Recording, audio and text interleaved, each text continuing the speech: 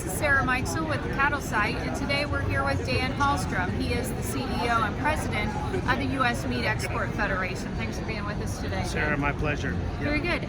So tell me, where are the numbers falling for 2021 when it comes to U.S. beef exports? Yeah, we're looking at a very strong year. Finishing out 2021 will be a record.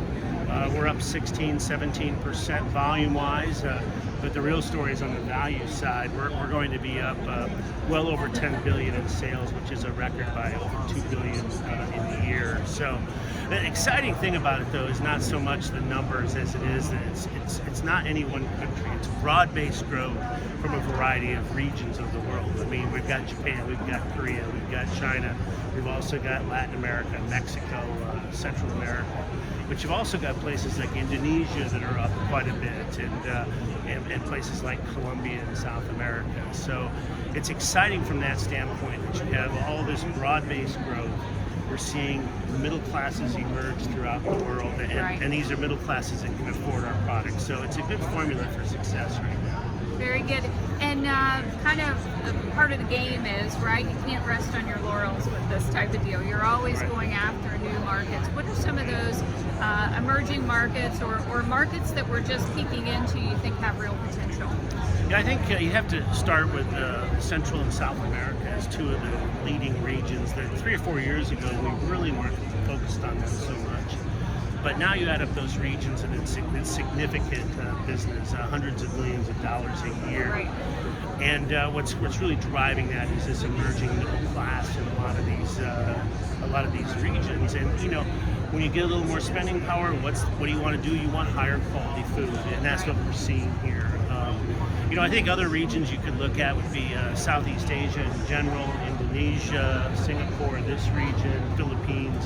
And then, of course, another area we don't talk much about is Africa, the continent of Africa, but specifically South Africa and West Africa, Angola, South Africa, Ghana. These are areas that are taking a lot of variety meats today, but they're starting to get a taste for some of the muscle cuts as well. So I'll guarantee you we're going to be talking about regions like Africa a lot more in the years to come.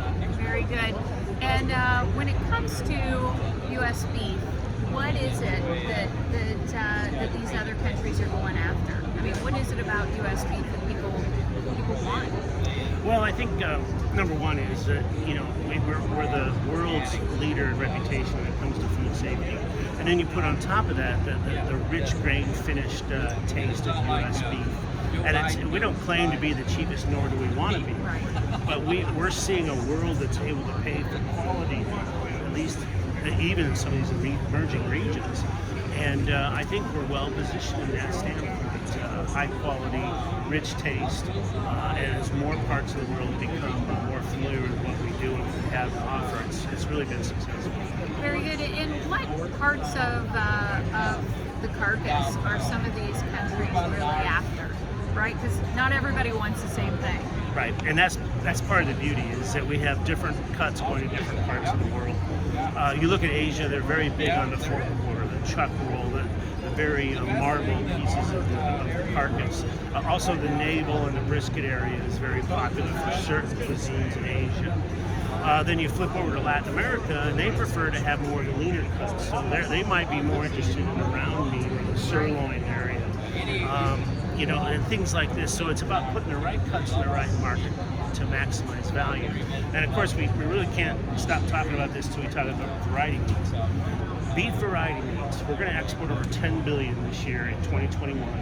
Over a billion of it, or more than 10% of it, is variety meats. So this is like, livers going to places like Egypt and Angola. It's about tongues to Japan. It's about tripe to Latin America. So putting the right cut in the right market is what's helping to drive some of this $465 a head.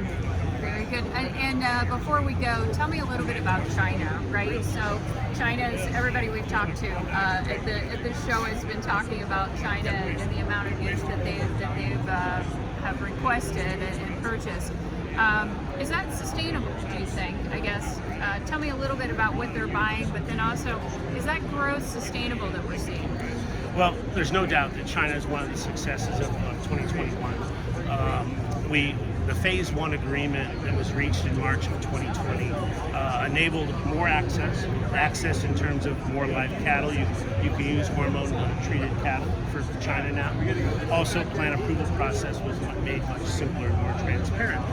Thus, the supply chain is able to capitalize on that. And now, fast forward to 2 years later after implementation, and we're seeing it in the numbers. So, yeah, we're going to come in at almost $2 billion this year. We will be $2 billion when it added Hong Kong with China. But is it sustainable? Well, the growth rate's probably going to slow down a bit, but it's still going to grow. So I think you're going to see good growth potential the next several years into China. And the other thing is that our products, our rich grain-finished taste, is unique in China. There's a little bit of long-fed beef going out of Australia to China, but otherwise there's no other competitors. So it's somewhat of a new segment. So in this regard, as the Chinese market gets more of an appetite and more exposure to U.S. beef, to some extent it'll help sell itself. Right, very good. Well, hey, thank you so much for all the information today, Dan. Yep, my pleasure. Anytime. Thank you. This is Sarah Mikesell with the Cattle Site.